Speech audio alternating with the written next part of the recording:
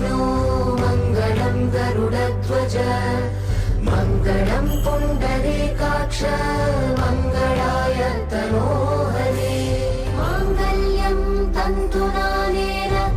मम जीवनहेतुना कण्ठे बध्नामि सुभगे त्वं जीव शरदः शतम्